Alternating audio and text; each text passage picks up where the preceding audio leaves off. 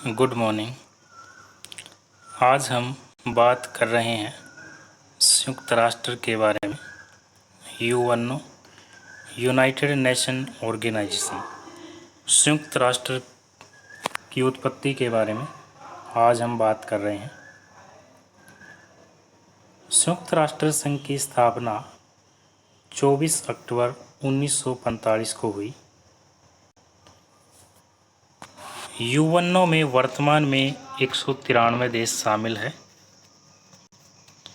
UNO की स्थापना से संबंधित मुख्य जो सम्मेलन है वह सैन फ्रांसिस्को सम्मेलन है। यूएनओ की 6 मुख्य आधिकारिक भाषाएं हैं, जिनमें अंग्रेजी, फ्रेंच, अरबी, स्पेनिश, चीनी और रशियन लैंग्वेज शामिल है। यूएनओ के मुख्य 6 अंग हैं, जिनमें General Assembly, Security Council, Economic और Social Council, Trusteeship Council, International Court of Justice और सेक्रेटेरिएट शामिल है। प्रमुख जो मुद्दे हैं उनमें क्लाइमेट चेंज, डेमोक्रेसी, रेफ्यूजी और अप्रवासी, वैश्विक मुद्दे, वैश्विक स्वास्थ्य संकट, आतंकवाद से मुकाबला शामिल है। तो आइए हम शुरुआत करते हैं यूएनओ के बारे में। सबसे पहले संयुक्त राष्ट्र संघ का इतिहास के बारे में हम जानकारी हासिल करते हैं कि संयुक्त राष्ट्र संघ जो है वह द्वितीय विश्व युद्ध के बाद जो याल्टा बैठक हुई, द्वितीय सेकंड वर्ल्ड वॉर के बाद याल्टा जो कॉन्फ्रेंस हुई, उसमें निर्णय लिया गया जिसके अनुसार 25 अप्रैल से 26 जून 1945 तक सैन फ्रांसिस्को में संयुक्त राष्ट्र संघ का सम्मेलन आयोजित हुआ। सम्मेलन में जर्मनी के आत्मसमर्पण से पहले ही संयुक्त राष्ट्र घोषणा पत्र पर विचार करना शुरू कर दिया था। जापान के आत्मसमर्पण के पहले यानी कि 26 जून को 51 देशों ने, जिसमें भारत भी शामिल था, एक घोषणा पत्र पर हस्ताक्षर किए। भारत संयुक्त राष्ट्र संघ का प्रारंभिक देश है। यह जो घोषणा पत्र है वह 24 अक्टूबर 1945 से प्रभावी हो गया, यानी कि संयुक्त राष्ट्र संघ की स्थापना 24 अक्टूबर 1945 को हुई और उस समय संयुक्त राष्ट्र संघ में 51 देश शामिल थे, जिसमें भारत देश भी शामिल था। भारत और संयुक्त राष्ट्र संघ के बारे में अगर हम जिक्र करें तो सबसे पहले जो सैन फ्रांसिस्को सम्मेलन, जो कि संयुक्त राष्ट्र संघ से सबसे महत्वपूर्ण सम्मेलन है, भारत संयुक्त राष्ट्र संघ के उन प्रारंभिक सदस्यों में शामिल था जिन्होंने 1 जनवरी 1942 को वाशिंगटन में संयुक्त राष्ट्र घोषणा पर हस्ताक्षर किए और 25 अप्रैल से 26 जून 1945 तक सैन फ्रांसिस्को में ऐतिहासिक संयुक्त राष्ट्र अंतर्राष्ट्रीय संगठन सम्मेलन में भी भाग लिया था। भारत उन देशों में शामिल था। संयुक्त राष्ट्र संघ के संस्थापक सदस्य के रूप में भी भारत संयुक्त राष्ट्र संघ के उद्देश्यों और सिद्धांतों का पुरजोर समर्थन करता है और चार्टर के उद्देश्यों को लागू करने, चार्टर यानी कि संयुक्त राष्ट्र संघ का जो संविधान है उसे हम चार्टर कहते हैं, चार्टर के उद्देश्यों को लागू करने तथा संयुक्त राष्ट्र संघ के विशिष्ट कार्यक्रमों और एजेंसियों के विकास में महत्वपूर्ण योगदान दिया। इसके साथ साथ संयुक्त राष्ट्र के बारे में जो मुख्य तथ्य हैं उनमें स्थापना यूएनओ की 24 अक्टूबर 1945 को हुई। संयुक्त राष्ट्र संघ का मुख्यालय न्यूयॉर्क शहर यूएसए में है। संयुक्त राष्ट्र संघ में जो स्थायी सदस्य है सुरक्षा परिषद में, उनकी संख्या 5 है और स्थायी सदस्यों में अमेरिका, रूस, चीन, फ्रांस और यूनाइटेड किंगडम शामिल है। 5 स्थायी सदस्यों के अतिरिक्त 10 अस्थायी सदस्य होते हैं। इनका कार्यकाल 2 साल का होता है। यूएनओ में वर्तमान में कुल सदस्य संख्या 193 है और यूएनओ की जो आधिकारिक भाषा है उसमें अरबी, चीनी, अंग्रेजी, फ्रेंच, रूसी और स्पेनिश भाषा शामिल है। संयुक्त राष्ट्र संघ के घोषणा पत्र की धारा 1 के अनुसार संयुक्त राष्ट्र संघ के जो उद्देश्य हैं वो इस प्रकार से हैं। संयुक्त राष्ट्र संघ के एम्स भी हैं, उद्देश्य भी हैं। संयुक्त राष्ट्र संघ की घोषणा पत्र की धारा 1 के अनुसार संयुक्त राष्ट्र संघ के निम्नलिखित उद्देश्य हैं। पहला उद्देश्य है संयुक्त राष्ट्र संघ का कि विश्व में अंतर्राष्ट्रीय शांति एवं सुरक्षा बहाल करना, इंटरनेशनल लेवल पर शांति व्यवस्था को बनाए रखना, अंतर्राष्ट्रीय स्तर पर शांति व्यवस्था को बनाए रखना और सुरक्षा व्यवस्था को चाक चौबंद करना संयुक्त राष्ट्र संघ का पहला व मुख्य उद्देश्य है। इसके साथ साथ समान अधिकारों एवं जनता के स्वनिर्धारण के सिद्धांतों के आधार पर देशों के बीच में सौहार्दपूर्ण संबंध का विकास करना। समान अधिकार के साथ साथ देशों के बीच में सौहार्दपूर्ण संबंधों का विकास करना भी संयुक्त राष्ट्र संघ का मुख्य उद्देश्य है, ताकि शांति व्यवस्था बनी रहे। इसके साथ साथ अंतर्राष्ट्रीय आर्थिक, सामाजिक, सांस्कृतिक और मानवीय समस्याओं के निराकरण तथा मानवाधिकारों व मौलिक स्वतंत्रताओं के प्रति निष्ठा के संवर्धन के लिए अंतर्राष्ट्रीय स्तर पर सहयोग करना भी संयुक्त राष्ट्र संघ का मुख्य लक्ष्य है, मुख्य उद्देश्य है कि अंतर्राष्ट्रीय आर्थिक और सामाजिक संस्कृति के साथ साथ मानवीय समस्याओं का निराकरण करना, ताकि इंटरनेशनल लेवल पर शांति व्यवस्था बनी रहे, अंतर्राष्ट्रीय स्तर पर शांति व्यवस्था बनी रहे और राष्ट्रों में किसी प्रकार का कोई डिस्प्यूट ना हो। उन समस्याओं के निराकरण के लिए और मानवाधिकारों व मौलिक स्वतंत्रताओं के प्रति निष्ठा के संवर्धन के लिए अंतर्राष्ट्रीय स्तर पर सहयोग करना भी संयुक्त राष्ट्र संघ का मुख्य उद्देश्य है। इसके साथ साथ ही इन सामूहिक लक्ष्यों की प्राप्ति में राष्ट्रों के क्रियाकलाप में सहमति बनाने वाले केंद्र के रूप में अपनी पहचान बनाना भी संयुक्त राष्ट्र संघ का मुख्य लक्ष्य है। इन लक्ष्यों को पूरा करने के लिए भी संयुक्त राष्ट्र संघ लगातार कार्यरत है। तो इस प्रकार से संयुक्त राष्ट्र संघ के ये मुख्य उद्देश्य हैं। संयुक्त राष्ट्र संघ के उद्देश्यों के साथ साथ संयुक्त राष्ट्र संघ के अनेक सिद्धांत भी हैं, प्रिंसिपल्स भी हैं। चार्टर की धारा 2 में संयुक्त राष्ट्र संघ के मार्गदर्शन के लिए 7 सिद्धांतों का उल्लेख है। संयुक्त राष्ट्र संघ का जो चार्टर है उसमें कुल 111 धाराएं हैं, 111 अनुच्छेद है। धारा 2 में संयुक्त राष्ट्र संघ के मार्गदर्शन के लिए 7 सिद्धांतों का उल्लेख किया गया है, जो इस प्रकार हैं। संयुक्त राष्ट्र संघ का सिद्धांत है कि संयुक्त राष्ट्र संघ के सभी सदस्यों की संप्रभु समानता हो। सभी राष्ट्रों को संप्रभु समानता समझा जाएगा। संप्रभु है सभी राष्ट्र, जो भी राष्ट्र संयुक्त राष्ट्र संघ के सदस्य हैं वो अपने आप में संप्रभु है, सॉवरेनिटी है। संप्रभु समानता सभी राष्ट्रों को दी गई है। इसी के साथ साथ संयुक्त राष्ट्र संघ का ये भी सिद्धांत है कि संयुक्त राष्ट्र संघ द्वारा स्वीकृत किए गए चार्टर के सभी उत्तरदायित्वों को स्वेच्छा से पालन करना है।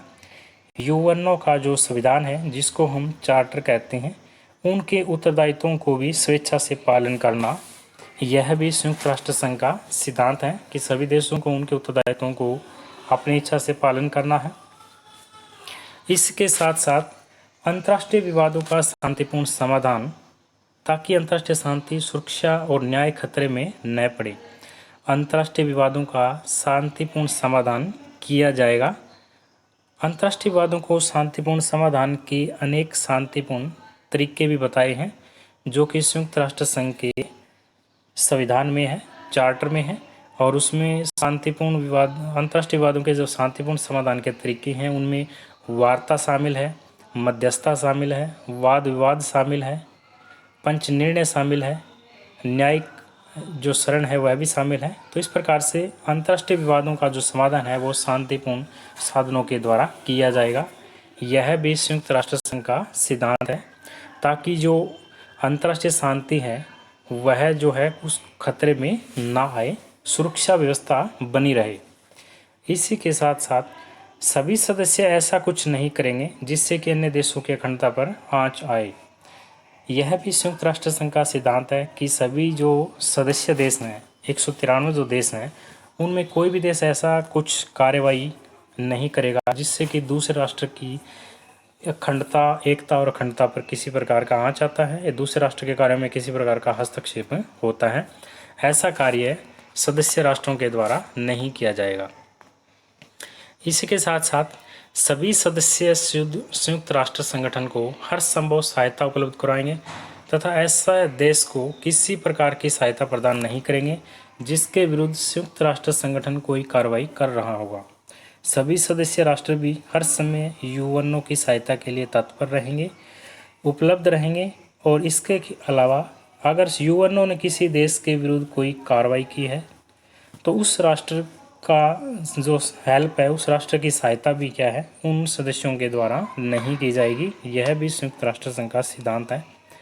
संयुक्त राष्ट्र संघ के सिद्धांत में यह भी शामिल है कि संयुक्त राष्ट्र संघ इस बात का प्रयास करेगा कि जो देश संगठन के सदस्य नहीं हैं वे भी संगठन के सिद्धांतों के अनुकूल ही आचरण करें। जो देश संगठन के सदस्य हैं, 193 देश तो शामिल हैं, वो तो संयुक्त राष्ट्र संघ के जो नियम है, कानून है, उनको फॉलो करेंगे। इसके अलावा जो देश सदस्य राष्ट्र नहीं है यूएनओ के, वे देश भी संगठन के अनुकूल ही आचरण करे, अनुकूल ही व्यवहार करे, ऐसा भी प्रयास किया जाएगा। यह भी संयुक्त राष्ट्र संघ का सिद्धांत है। इसी के साथ साथ जो मामले मूल रूप से किसी भी देश के आंतरिक क्षेत्राधिकार, घरेलू अधिकारिता में आते हैं, उनमें संयुक्त राष्ट्र हस्तक्षेप नहीं करेगा। यह भी संयुक्त राष्ट्र संघ का सिद्धांत है कि संयुक्त राष्ट्र संघ ऐसे मामलों में यूएनओ के द्वारा ऐसे मामलों में हस्तक्षेप नहीं किया जाएगा जो कि किसी देश के घरेलू क्षेत्राधिकार के अंतर्गत आते हैं। संयुक्त राष्ट्र संघ के जो मुख्य अंग है वह 6 अंग है, जिनमें संयुक्त राष्ट्र संघ महासभा शामिल है, सुरक्षा परिषद शामिल है, आर्थिक सामाजिक परिषद, अंतर्राष्ट्रीय न्यायालय, सेक्रेटरीट और इसके अलावा ट्रस्टीशिप काउंसिल, न्यास परिषद शामिल है। इसके अलावा ये विशिष्ट एजेंसियां हैं, ये संयुक्त राष्ट्र संघ के अभिकरण हैं, विशिष्ट एजेंसियां हैं जो लगभग 17 हैं। तो इस प्रकार से संयुक्त राष्ट्र संघ के मुख्य 6 अंग हैं, जिनमें General Assembly, Security Council, economic and social council, International Court of justice, secretariat and trusteeship council शामिल है। सबसे पहले हम बात करते हैं महासभा के बारे में, जनरल असेंबली के बारे में। महासभा जो है वो एक लोकतांत्रिक संस्था है। जनरल असेंबली एक डेमोक्रेटिक संस्था है क्योंकि इसमें सभी राज्यों का समान प्रतिनिधित्व होता है। जनरल असेंबली में, महासभा में सभी राज्यों का, सभी देशों का समान प्रतिनिधित्व होता है। यह एक प्रकार से विश्व संसद की तरह है। यह संयुक्त राष्ट्र संघ का मुख्य विचार विमर्श निकाय है जो मुक्त एवं उदार बातचीत के जरिए समस्याओं के समाधान ढूंढने का प्रयास करता है। यह विश्व का स्थायी मंच एवं बैठक कक्ष है। इसका गठन कुछ इस मान्यता पर आधारित है कि शब्दों से लड़ा जाने वाला युद्ध तलवारों से लड़े जाने वाले युद्ध से श्रेष्ठकर है। ये महासभा का मुख्य लक्ष्य है। महासभा की अध्यक्षता एक महासचिव के द्वारा होती है जो सदस्य देशों एवं 21 उप अध्यक्षों के द्वारा चुने जाते हैं। इसमें सामान्य मुद्दों पर फैसला लेने के लिए 2/3 बहुमत की जरूरत होती है।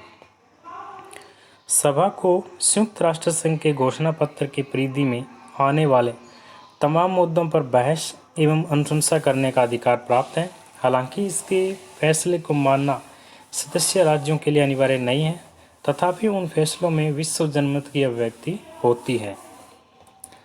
महासभा राष्ट्रीय संसद की तरह कानून का निर्माण कर नहीं करती, फिर भी संयुक्त राष्ट्र में छोटे बड़े, धनी निर्धन और विभिन्न राजनीतिक एवं सामाजिक व्यवस्था वाले देशों के प्रतिनिधियों को अपनी बात करने और वोट देने का अधिकार प्राप्त होता है।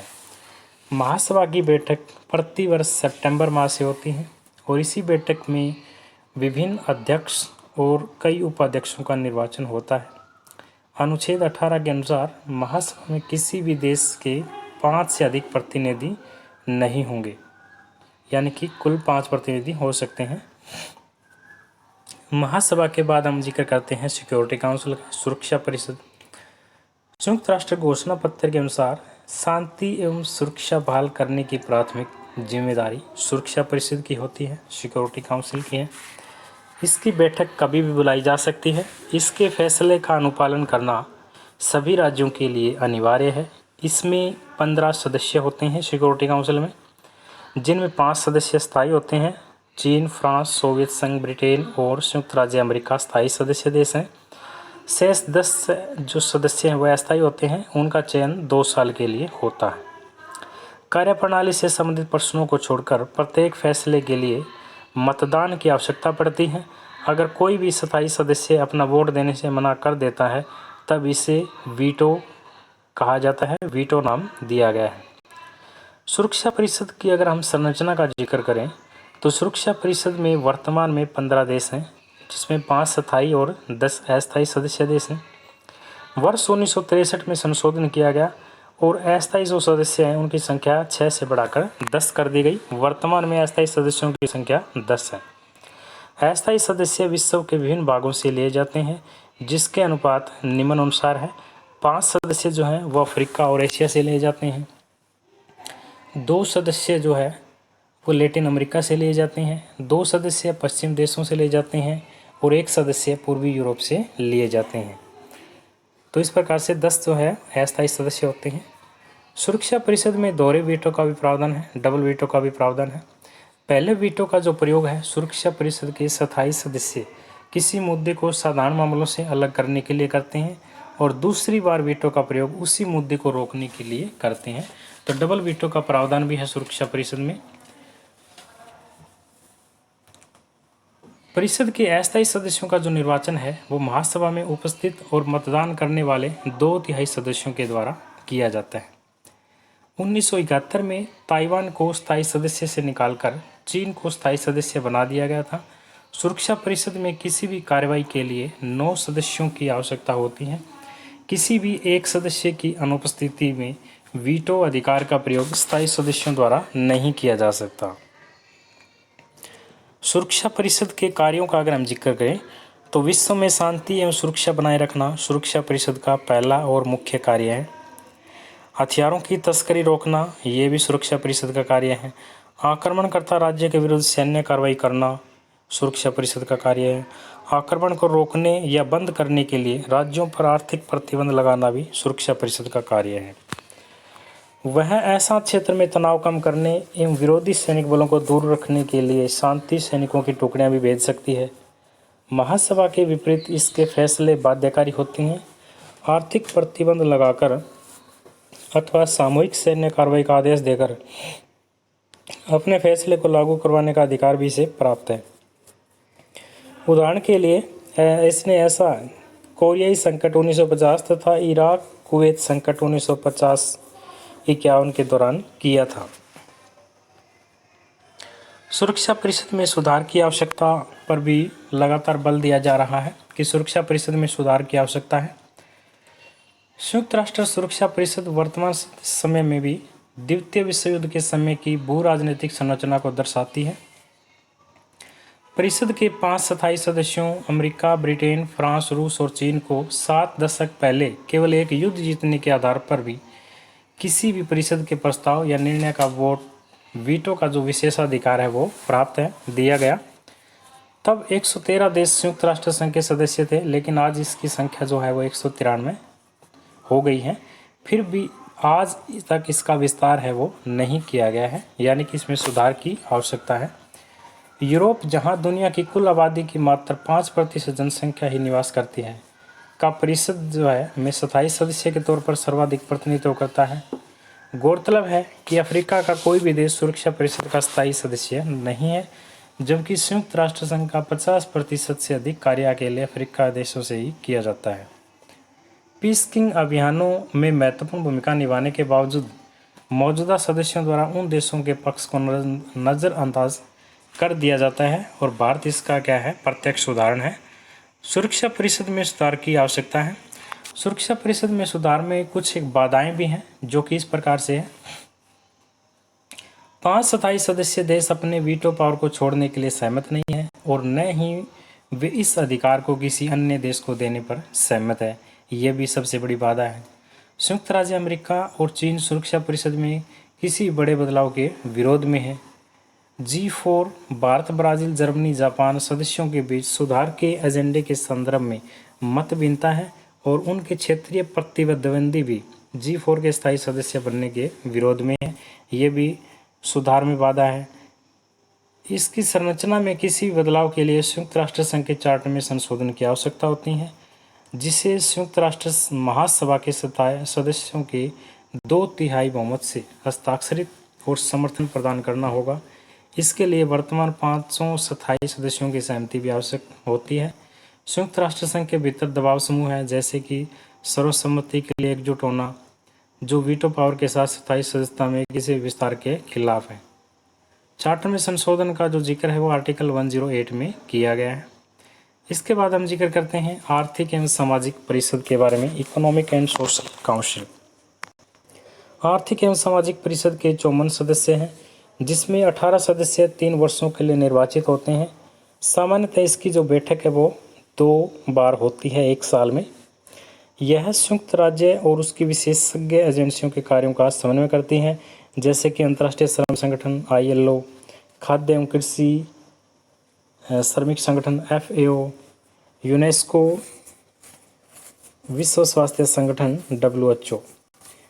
आर्थिक एवं सामाजिक परिषद के कार्य विकासशील देशों में आर्थिक गतिविधियों में संवर्धन करना इसका मुख्य कार्य है। विकास और मानवीय आवश्यकताओं की सहायता प्राप्त परियोजनाओं को प्रबंधन करना, मानवाधिकार के अनुपालन को मजबूत करना, विज्ञान एवं प्रौद्योगिकी के लाभों का विस्तार करना, बेहतर आवास, परिवार नियोजन तथा अपराध निस्तारण के क्षेत्र में विश्व सहयोग को बहाल करना आर्थिक तथा सामाजिक परिषद के मुख्य कार्य हैं। आर्थिक एवं सामाजिक परिषद के अधीन अनेक आयोगों की स्थापना भी की गई है, जिसमें सहस्त्राब्दी विकास लक्ष्य को प्राप्त करने के लिए प्रयत्न करना प्रमुख है। इसके बाद हम बात करते हैं अंतर्राष्ट्रीय न्यायालय के बारे में, इंटरनेशनल कोर्ट ऑफ जस्टिस। अंतर्राष्ट्रीय न्यायालय का मुख्यालय नीदरलैंड में है, द हैग है। अंतर्राष्ट्रीय राजनीति में वैधानिक विवादों के समाधान के लिए अंतर्राष्ट्रीय न्यायालय की स्थापना की गई है। अंतर्राष्ट्रीय राजनीति में वैधानिक विवादों के समाधान के लिए अंतर्राष्ट्रीय न्यायालय की स्थापना की गई। अंतर्राष्ट्रीय न्यायालय का निर्णय परामर्श माना जाता है एवं इसके द्वारा दिए गए निर्णय को बाध्यकारी रूप से लागू करने की शक्ति सुरक्षा परिषद के पास है, सिक्योरिटी काउंसिल के पास है। अंतर्राष्ट्रीय न्यायालय के द्वारा देशों के बीच उत्पन्न विवादों को सुलझाया जाता है, जैसे कि सीमा विवाद, जल विवाद आदि। इसके अतिरिक्त संयुक्त राष्ट्र संघ की विभिन्न एजेंसियों अंतर्राष्ट्रीय विवादों के मुद्दों पर इससे परामर्श ले सकती है। अंतर्राष्ट्रीय न्यायालय की संरचना कुछ इस प्रकार से है। न्यायालय की जो आधिकारिक भाषा है वह अंग्रेजी है, इंग्लिश है। किसी एक देश के एक से अधिक नागरिक एक साथ न्यायाधीश नहीं हो सकते हैं। अंतर्राष्ट्रीय न्यायालय में 15 न्यायाधीश होते हैं और इनका कार्यकाल जो है वो 9 वर्ष का होता है। इसके बाद हम बात करते हैं सचिवालय के बारे में, सेक्रेटेरिएट के बारे में। संयुक्त राष्ट्र सचिवालय संयुक्त राष्ट्र संघ की प्रशासनिक संस्था है, एडमिनिस्ट्रेशन संस्था है, जिसका कार्य संयुक्त राष्ट्र संघ के कार्यों का प्रशासनिक प्रबंध करना होता है। संयुक्त राष्ट्र संघ का महासचिव संयुक्त राष्ट्र संघ का प्रशासनिक पदाधिकारी होता है, अधिकारी होता है, और महासचिव की जो नियुक्ति है वो महासभा में उपस्थित और मतदान करने वाले 2/3 सदस्यों के द्वारा होती है। चार्टर में महासचिव के कार्यकाल का कोई प्रावधान नहीं है, परंतु महासभा के द्वारा पारित प्रस्ताव के आधार पर महासचिव का जो कार्यकाल है वो 5 साल माना गया है, 5 ईयर माना गया है, और वह दोबारा भी नियुक्त किया जा सकता है। संयुक्त राष्ट्र संघ के महासचिव की भूमिका सचिवालय के प्रधान तथा कूटनीतिक के रूप में देखी जाती है। संयुक्त राष्ट्र संघ की कुछ विशिष्ट एजेंसियां भी हैं, स्पेशलाइज्ड एजेंसियां हैं। संयुक्त राष्ट्र चार्टर में यह प्रावधान था कि आवश्यकता पड़ने पर इसकी प्रमुख अंगीभूत संस्थाएं अपनी अपनी आवश्यकता अनुसार विशिष्ट संगठन का निर्माण कर सके। ऐसे संगठनों को विशिष्ट एजेंसियां कहा जाता है। इन विशिष्ट संगठनों के माध्यम से ही संयुक्त राष्ट्र संघ अपने अधिकांश मानवतावादी कार्य संपादित करता है, जिनमें FAO शामिल है, फूड एंड एग्रीकल्चर ऑर्गेनाइजेशन, जिसका मुख्यालय रोम, इटली में है। ILO international labour organisation, ILO का मुख्यालय जेनेवा में है। IMF international monetary fund, IMF का मुख्यालय वाशिंगटन में है।